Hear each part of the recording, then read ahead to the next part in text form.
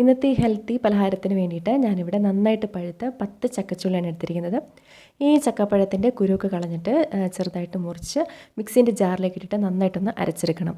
അരച്ചെടുക്കാനായിട്ട് ഇതിലേക്ക് വെള്ളമൊന്നും ചേർക്കണ്ട. വെള്ളം ചേർക്കാതെ തന്നെ നല്ല പേസ്റ്റ് രൂപത്തിൽ അരച്ചെടുക്കണം. മിക്സിയുടെ വലിയ ജാറിൽ ഇത് നന്നായിട്ട് അരഞ്ഞു കിട്ടാൻ ബുദ്ധിമുട്ടാണെന്നുണ്ടെങ്കിൽ ചെറിയ ജാറിലേക്ക് മാറ്റിയിട്ട് നന്നായിട്ട് അരച്ചെടുക്കുക.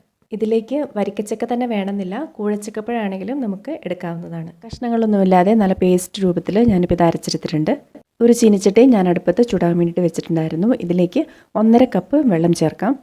ഈ വെള്ളത്തിലേക്ക് 1/2 ടീസ്പൂൺ ഉപ്പുപൊടിയും ചേർക്കാം.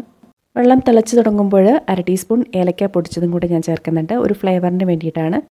ഇനി ഇതിലേക്ക് 1/4 കപ്പ് ചിരകിയ വെല്ലം ചേർക്കാം. മധുരത്തിന് വേണ്ടിയിട്ടാണ്.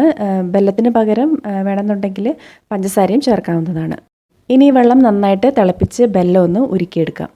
വെള്ളം നന്നായി തിളച്ച് ബെല്ലമൊക്കെ ഉരുക്കി വന്നിട്ടുണ്ട്. ഇനി ഈ ബെല്ലത്തിൽ എന്തെങ്കിലും കരടൊക്കെ ഉണ്ടെങ്കിൽ അത് പോകാൻ വേണ്ടിയിട്ട് ഞാനതൊന്ന് അരിച്ചെടുക്കുവാണ്. അരിച്ചെടുത്ത ശേഷം ഈ പാത്രത്തിലേക്ക് തന്നെയാണ് ഈ വെള്ളം ഞാൻ എടുത്തിരിക്കുന്നത്. അരച്ച് വെച്ചിരിക്കുന്ന ചക്കപ്പഴം ഇതിലേക്ക് ചേർത്തിട്ട് ഒരു സ്പൂൺ വെച്ച് നന്നായിട്ടൊന്ന് മിക്സ് ചെയ്തെടുക്കുക. എന്നിട്ട് തീ ലോ ഫ്ലെയിമിലേക്ക് മാറ്റാം. ഈ മിക്സ് നന്നായിട്ട് ഈ പാനിയിൽ അലിയിപ്പിച്ചെടുക്കണം, ഇല്ലെങ്കിൽ കട്ട പിടിക്കും. കട്ടയൊന്നുമില്ലാണ്ട് നല്ലതുപോലെ ഇത് മിക്സ് ചെയ്തെടുക്കുക. നന്നായിട്ട് യോജിപ്പിച്ചെടുത്ത ശേഷം ഇതിലേക്ക് 1 കപ്പ് വറുത്ത അരിപ്പൊടി ചേർക്കുക. ഇടിയപ്പത്തിൻ്റെ മാവിനൊക്കെ നമ്മൾ എടുക്കുന്ന അരിപ്പൊടിയാണ് ചേർക്കേണ്ടത്. അരിപ്പൊടി ചേർത്ത ശേഷം കുറഞ്ഞ തീയിൽ വെച്ച് നന്നായിട്ടൊന്ന് ഇളക്കിയെടുക്കുക. ഇടിയപ്പത്തിൻ്റെ ആ ഒരു ഭാഗം വരെ കുറഞ്ഞ തീയിൽ വെച്ച് ഇത് ഇളക്കിയെടുക്കുക. ഇപ്പോൾ ഇതിലെ വെള്ളത്തിൻ്റെ അംശമൊക്കെ നന്നായിട്ട് കുറഞ്ഞ് ഈ ഒരു പാകത്തിന് റെഡി ആവുന്നിട്ടുണ്ട്. ഇനി തീ ഓഫ് ചെയ്യാം. നാഴി എടുത്ത് അതിൻ്റെ ഉള്ളിലേക്ക് ഞാൻ കുറച്ച് എണ്ണ തടവിയിട്ടുണ്ട്.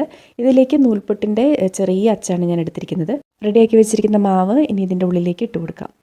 ഇഡ്ലിത്തട്ട് എടുത്തിട്ട് അതിൻ്റെ മുകളിലേക്ക് ഞാൻ വാഴയില ചെറിയ കഷ്ണങ്ങളായിട്ട് മുറിച്ച് വെച്ചിട്ടുണ്ട്.